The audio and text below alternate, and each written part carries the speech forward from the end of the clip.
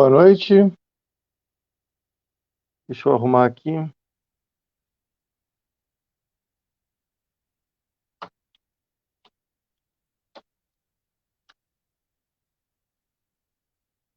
Vou mandar aqui para algumas pessoas, alguns grupos, depois a gente começa a conversar, ok?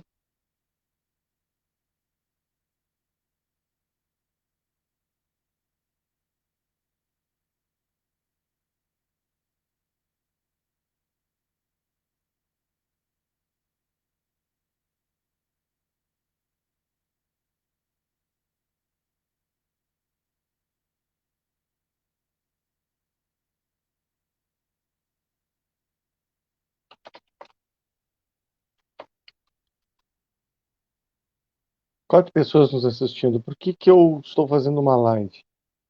Porque dá muito mais trabalho gravar um vídeo em casa e depois passar para o YouTube ou para o Facebook do que deixar a live aqui, que terá poucas visualizações ao vivo, que é uma surpresa para as pessoas, mas o vídeo vai ficar hospedado aqui no Facebook e depois é mais fácil passá-lo para o YouTube do que vídeo que eu fiz recentemente sobre a mudança das crianças para outra cidade.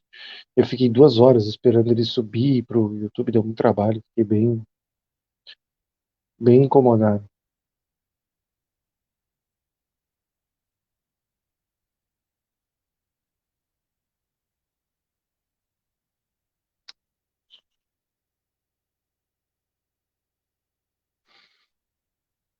Acho que vocês vão gostar dessa live. A ideia é bem boa.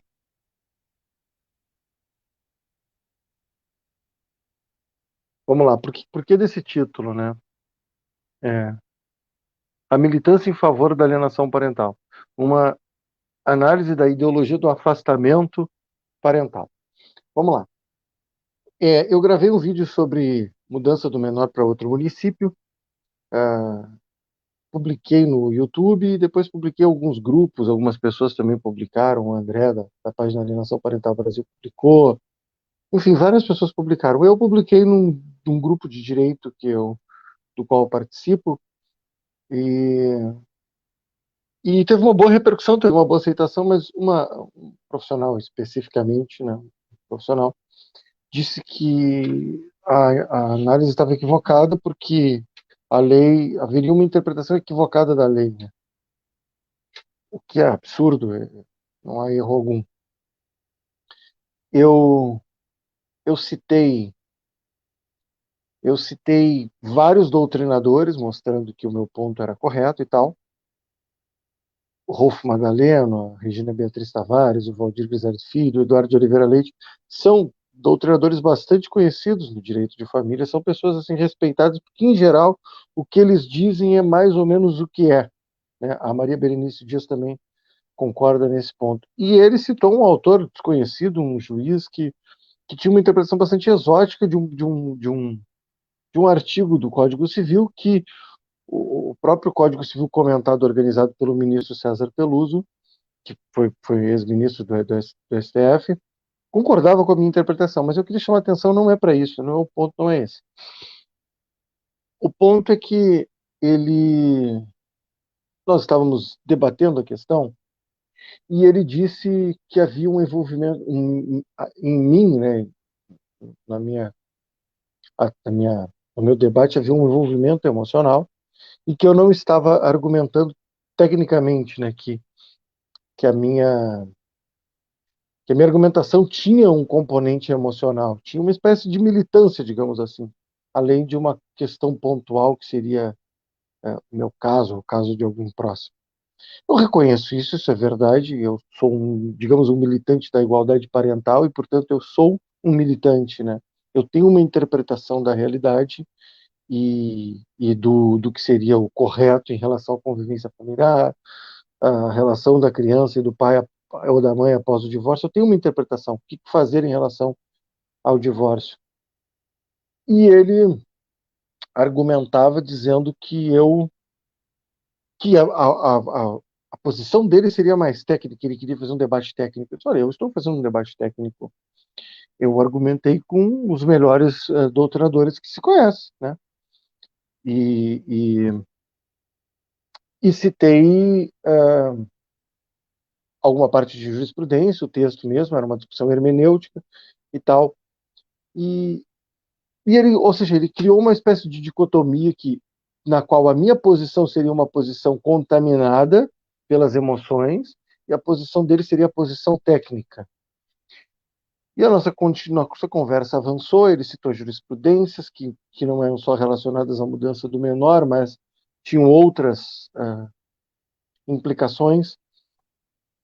E, eu disse, mas veja bem, deixa eu te propor uma questão. Tu disseste que você não tem paixão, não tem patos nessa questão aqui. Não, você não está envolvido emocionalmente com esse debate. Eu admito que eu estou mesmo. Eu tenho uma questão de fundo que me importa, que importa pessoas próximas de mim, alguns pais que eu conheço, cuja história eu conheci e me afetou emocionalmente. Eu tenho um envolvimento emocional com a vida desses pais. Mas veja que interessante, disse eu para ele. Você está aqui nesse grupo discutindo o meu vídeo e você disse que a minha interpretação da lei é uma discussão técnica sobre o inciso 5º do artigo 1634 está equivocado. Você apresentou um autor, um, doutrinador, digamos assim, que eu acho que eu já consegui mostrar que ele está equivocado. A tese dele é exótica em relação ao consenso que existe. Veja bem, de um lado está esse senhor, respeitável, mas do outro estão o Rolfo Madaleno, a Regina Beatriz Tavares, a Maria Berenice Dias, o César Peluso, e fui citando outros tantos que interpretam da mesma maneira, uma coisa trivial.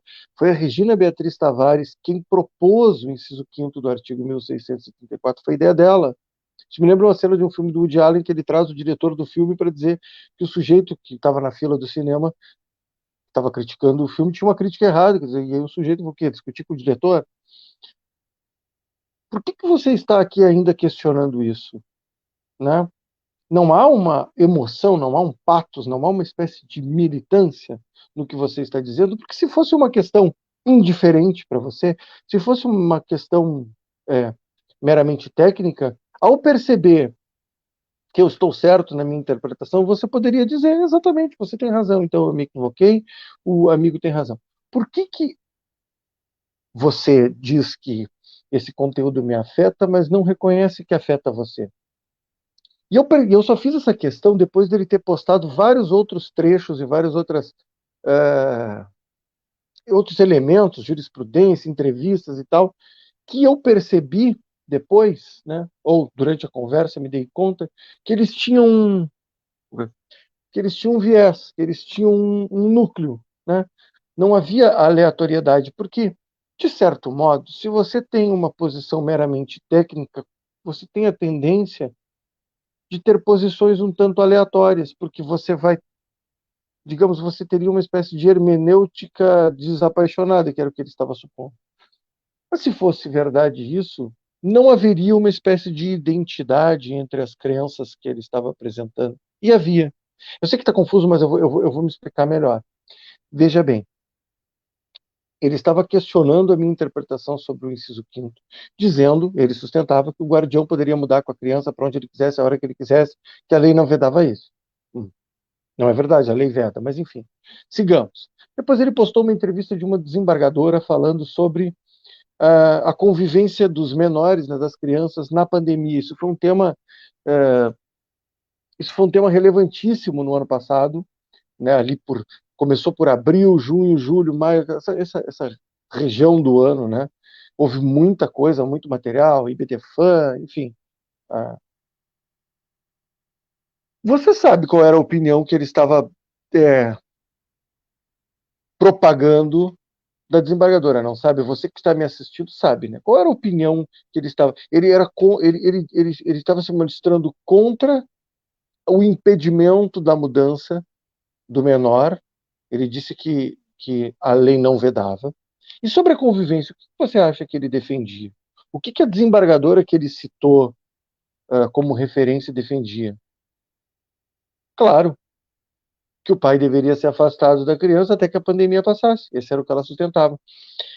Veja bem, todas as postagens desse advogado, desse sujeito com quem eu estava discutindo, tinham esse viés.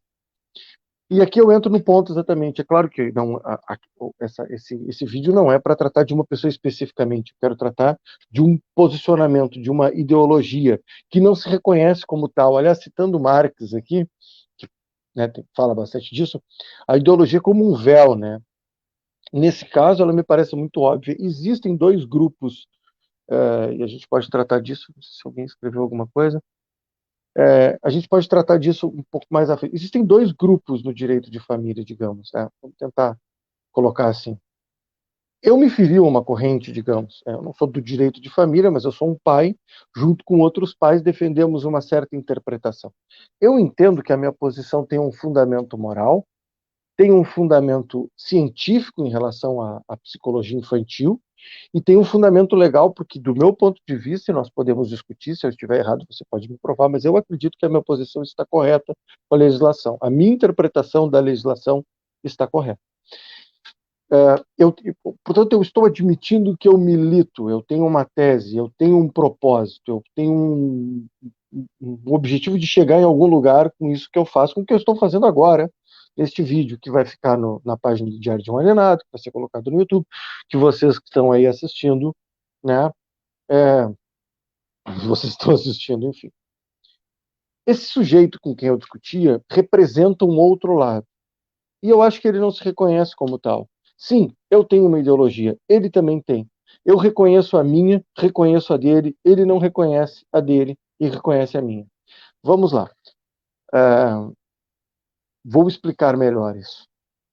E eu tenho pensado bastante sobre isso. Nós fizemos uma live recentemente, eu e os Vinícius, né, o Vinícius Ferreira e o Vinícius Lima da Pai a Pai, sobre como contratar um advogado, né, quando você se separa, que não seja um agente da alienação parental.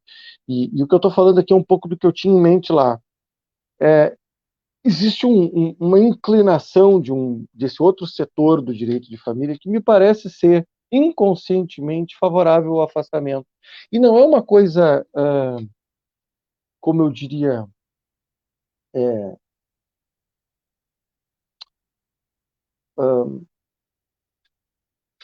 ocasional ou com pouca, com pouco ímpeto, assim, desapaixonado. Me parece uma coisa justamente apaixonada.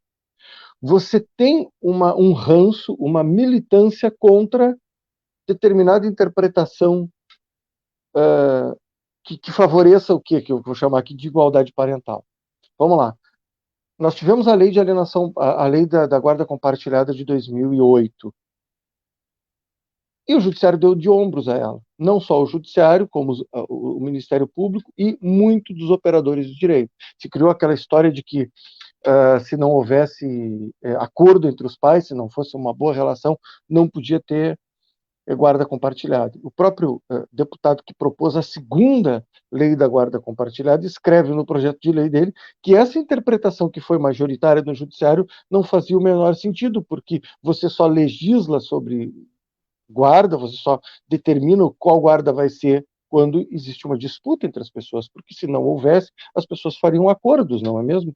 Já se previa antes da lei da guarda compartilhada, a guarda compartilhada por acordo. O que a legislação de 2008 fazia era impor a guarda compartilhada nos casais em litígio. Pois bem, por que da interpretação diferente do deputado? Bom, posteriormente veio a lei do deputado, do puxa, me deu um branco agora, não vou cometer esse absurdo de falar o nome, não me lembro, me esqueci.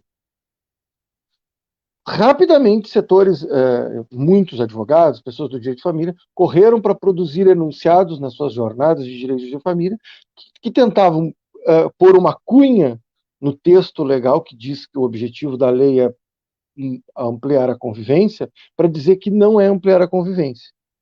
Você tem batalhões de pessoas nas redes sociais, advogados e teóricos e textos e tal, dizendo que na guarda compartilhada o que se compartilha são somente as responsabilidades e que isso seria apartado da convivência, que convivência é outra coisa. Não é esse o texto da lei. Você tem autores, isso eu quero fazer enfatizar isso, você tem autores que citam, autores do direito, que parecem buscar argumentos para justificar que a convivência não deva ser equilibrada. Isso me chamou a atenção. Veja bem, você tem uma legislação que estabelece a convivência equilibrada, e daí um autor do direito de família, tá, vou colocar nesses termos, ele escreve, vou citá-lo mais ou menos de cabeça, o seguinte: a moderna psicologia não recomenda a alternância de residências, por exemplo, vamos ficar nessa terminologia. E aí o que ele cita de moderna psicologia é uma senhora, uma psicanalista dos anos 80, que já nos anos 80 era criticada. A minha pergunta é, por que esse ímpeto? Por que você tem um ímpeto que te faz buscar um autor dos anos 80 para contrariar algo que a psicologia de hoje diz ser positivo? Não seria isso uma militância? Porque se você fosse desapaixonado, se você estivesse aqui, você está aqui de espírito livre, de espírito aberto, você diria, pessoal, me expliquem isso, né? O sujeito vai dizer, olha, é assim. As pesquisas mais recentes dizem isso. Onde é que eu procuro as pesquisas mais recentes? Olha, tem vários trabalhos, a internet hoje permite que você tenha acesso a todos os materiais de todas as universidades e pesquisas de todo tipo sobre psicologia infantil. Além disso, você tem acesso aos livros que foram escritos nos últimos 30 ou 40 anos com alguma facilidade, os papers, né? Que são as publicações. É tão fácil hoje você achar um trabalho do Martin Richards, que é um pesquisador relevante na área da psicologia infantil e do comportamento das crianças. Você encontra. Por que você está citando especificamente essa senhora? E aí oculta o seguinte, vamos lá. De fato, essa senhora, né, ela dizia que a alternância era ruim, mas ela também dizia que a visitação era ruim. Por que ele não diz também que a moderna psicologia, que não é nada moderna, é contra a convivência familiar? Porque era a tese dela. Ela foi muito criticada, inclusive, nos anos 80 por causa disso. Por essa tese, ela dizia que o não guardião devia ser extirpado da vida da criança. São as palavras do livro, o famoso livro sobre psicologia infantil, direito. É um dos grandes livros que inaugura essa área. E é um livro relevante. Eu não eu li, faço essa crítica pontual à interpretação que eles tinham do não guardião, que foi inclusive abandonada por eles. Mas essa fica a questão, né? Por que parece haver uma militância? E isso vai ter implicações. É, alguém escreveu aqui, doutor Arnaldo Faria de Sá, exatamente. Me deu um branco aqui falando rápido, o cara fica constrangido de não falar ou de esquecer, de falar errado. A questão é, por que essa militância? Existe uma militância? Me parece que existe. Por exemplo, vamos lá, o que é ideologia nessa minha interpretação? Ideologia seria a sua inclinação diante dos acontecimentos, dos fatos, das questões, né? Você vê um problema e você precisa resolver. Por exemplo, vamos usar o exemplo da pandemia. Temos um problema. Ah, ah, nós estamos vivendo uma pandemia. Existe o problema da criança conviver com um e com o outro, ela vai ter que fazer alternâncias de períodos de convivência. Qual é a minha inclinação em relação a isso? O que eu acho que é importante ser feito? É flagrante que teve um grupo nesse debate do direito de família, que inclui advogados, juízes, promotores, desembargadores e psicólogos, enfim, que defendeu o afastamento. Tipo, do nada. Pronto. Retire a convivência. Ponto. E lá no futuro a gente vê. E existe um outro grupo que tem uma visão um pouco diferente. Então, vamos tentar compatibilizar. O que a gente pode fazer em relação à convivência na pandemia? Quem sabe a gente aumenta a convivência. Quem sabe a gente aumenta a convivência, fica 15 dias para cada um. Quem sabe fica um mês para cada um. Quem sabe, por que nós supomos, como estavam supondo esses, que somente um dos pais tem a capacidade de cuidar? E aí você nota que na jurisprudência se criou essa grande dicotomia. Um grupo, que também é o mesmo grupo que diz que tem que ter fixação de residência na guarda compartilhada, é o mesmo grupo que diz que que o guardião pode mudar de cidade a hora que quiser com a criança, mesmo que a lei diga o contrário, e esse grupo parece militar contra o texto da lei. Isso que é interessante, né? Ele diz que não, ele vai nos grupos como esse desse advogado, e diz que não, ele milita contra. Esse grupo diz que não tem que ter convivência equilibrada, esse grupo diz que a convivência paterna ou materna, aquele que não é o guardião, pode ser se dá de maneira virtual ad infinitum, quer dizer, veja bem, hoje eu falava com uma advogada bastante conhecida na causa e ela dizia que tem um pai que está afastado há 1 ano do seu filho. Faz algum sentido do ponto de vista da sanidade mental da criança e do próprio pai ficar 1 ano sem contato com a criança, sendo que em alguns períodos da pandemia nós tivemos uma liberalização absoluta? Quer dizer, essa inclinação, esse ponto neutro do judiciário, né? Voltando, esse grupo, pergunte, quando é que a guarda compartilhada tem que ser instituída? O casal se separou hoje. Quando é que vai ser instituída? Em geral, esse pessoal vai dizer que no final do processo. Já tem um outro grupo no direito de família que diz que tem que ser desde o começo. Isso aqui é algo que a doutora Ângela Jimenez sempre diz. O casal se separou, a guarda é compartilhada. Mas há esse grupo que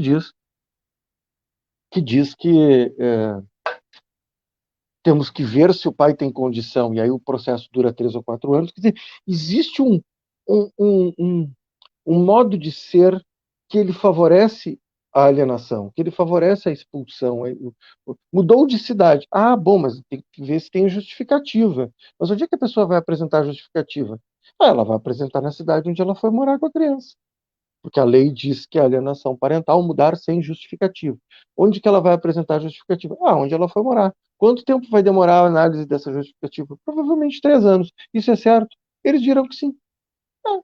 Mas por que? A pessoa não está presa aqui. Ou seja, é uma inclinação, é um jeito de ver a coisa, né? Um desses doutrinadores, bastante relevante, ele escreve um artigo dizendo que a lei da guarda compartilhada está errada. É isso que ele disse, vocês podem pesquisar. Ela está errada e nós, disse ele, operadores do direito, devemos militar contra essa lei. Ele praticamente convocou uma jihad contra a convivência equilibrada e disse: não vamos no passarão.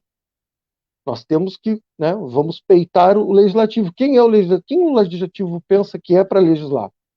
Não é? Era basicamente esse o tema. A pergunta é: por que esse patos? Porque eu entendo o meu. Eu sou um pai, tá?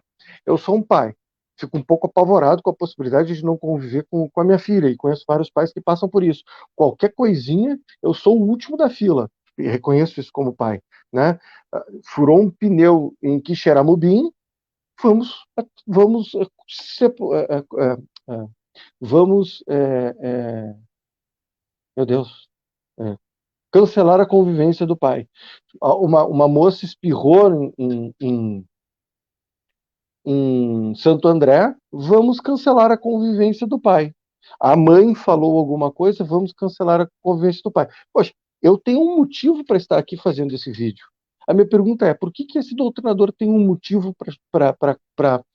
qual o motivo desse doutrinador para convocar uma jihad contra a lei? Por que te incomoda tanto, moço? A convivência equilibrada é pessoal?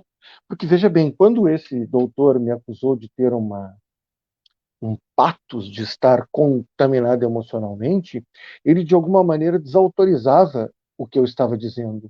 É como se ele não fosse, como se a minha posição fosse toda ela contaminada, mas a sua também é. A diferença de nós dois é que eu tenho consciência da minha e da tua e você não tem. Da minha e da sua e você não tem. Você sofre, como dizia Marx, do véu, esse véu que impede de perceber que você sim acaba militando em favor de uma interpretação em relação à convivência familiar.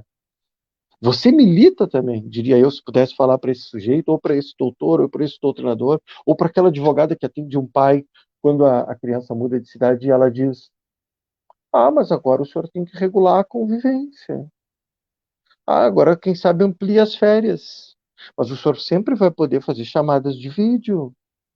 Ou que resiste em peticionar qualquer coisa que possa alterar, porque para ela é absurdo que você conteste a autoridade da proprietária da coisa semovente. Então, existe esse conjunto, essa ideologia, e eu acho que é importante que se explicite e pergunte por quê. Por que você milita contra, e aí vamos lá, por que você milita contra, não a moderna psicologia dos anos 80, mas a moderna psicologia de 2015, de 2017, de 2001, de 97, de 2004? Qual é o motivo? Qual é o teu, o que te excita tanto nós poderíamos dizer que uma parte é a necessidade de haver um litígio, de haver uma disputa de guarda, de haver dois polos se degladiando, e aí interessa ter um lado é, perdedor, digamos assim, que fica lutando como se corresse num pesadelo, né, e não consegue sair do lugar, né, como se ficasse patinando. Mas não é só isso.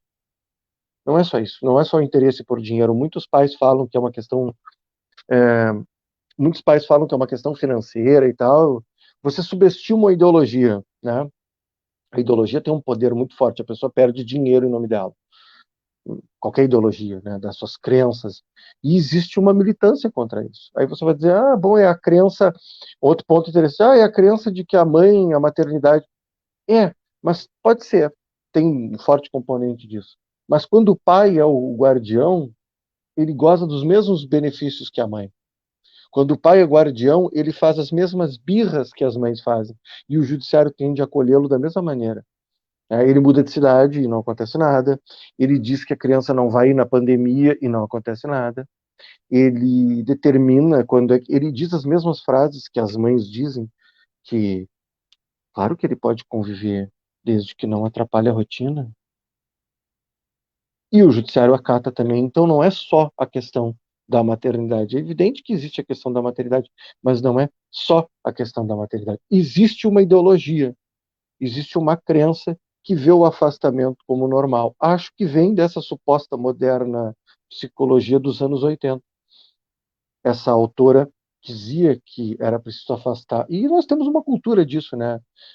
Acho que o Rolf Madalena uma vez disse que, poxa, eu nasci naquela outra, eu nasci no sentido, né, profissional e intelectual, eu sou daquela outra cultura, né, da guarda unilateral, do visitante e tal. As pessoas ainda se confundem com isso, mas também não é o ponto central. O ponto central é por que você milita, por que você não evolui, por que você não se dobra, por que você não pesquisa, por que você não estuda, por que você não lê? Porque quantas experiências eu tive com advogados e eu disse, e a pessoa disse, não, tem muitos estudos aí que dizem que a convivência equilibrada é ruim. Eu digo, me mostre um, vá para casa, use o Google, pesquise e me diga um, eu mudo de opinião. Porque se você está num ambiente que lida com crianças e lida com o sofrimento das pessoas, né? O ministro César Peluso fala, né, que ele tem experiência nessa área do direito de família, né? Se não me engano, ele foi juiz em vara de família, né? E ele disse, isso é dor, vara de família é dor, é sofrimento. E a pergunta é, por que você é sádico? Você se satisfaz vendo o sofrimento? Porque se você tiver uma postura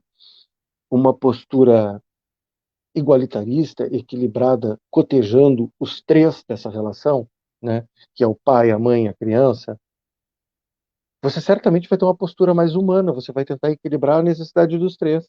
O pai quer conviver com seu filho porque é desumano achar que porque o sujeito se separou, ele perde a relação com a criança. Você vai contemplar a mãe que pariu a criança, que gestou e tal, e a criança que tem o direito de ter um pai e, e, e uma mãe. Por que não um olhar mais atento para isso tudo? Por que você se nega, perguntaria isso, a ver o que está sendo produzido fora do Brasil? Vários estados americanos caminhando para a guarda compartilhada como convivência equilibrada. Portugal discute a residência alternada como regra principal, né, como modelo principal de guarda. A Suécia tem a guarda compartilhada como modelo. Por que ainda existe essa resistência, que não é só resistência, é militância no Brasil? Né? Por que esse pai está há um ano sem ver o seu filho com uma decisão judicial? Se você é juiz, é uma questão de olhar. Você é juiz e você não, peraí, vamos tentar criar uma solução específica para essa pessoa aqui. Vamos conversar com ele, vamos ver o que ele propôs na petição, ou a mãe, para a convivência, cada 15 dias, uma semana, quem sabe vai buscar de carro, ou só de carro, vai de bicicleta, como é que você pode fazer isso? Não, afasta. É um padrão, é uma inclinação, é um jeito de ser. Nós somos assim. E quem não pensa assim não é técnico. A parte engraçada dessa ausência de criticidade, né, dessa espécie de. Olha, eu não sou marxista em nada, mas eu diria isso assim, essa alienação, né? O sujeito é alienado daquilo em que ele milita, né? Ele milita em favor da alienação parental e ele é alienado da sua condição de agente da alienação parental. É curiosíssimo. Porque quando você põe as crenças desse sujeito num tabuleiro, todas têm um fio condutor, que é o desprezo pela convivência, que é o desprezo pela figura do outro, que não é o guardião, que é um distanciamento, que é uma visão que põe o outro em segundo plano, ou como um mero provedor, ou como alguém cuja a necessidade. E isso é muito cruel com as crianças, isso é muito cruel com o modelo, com o arranjo moderno de família, inclusive.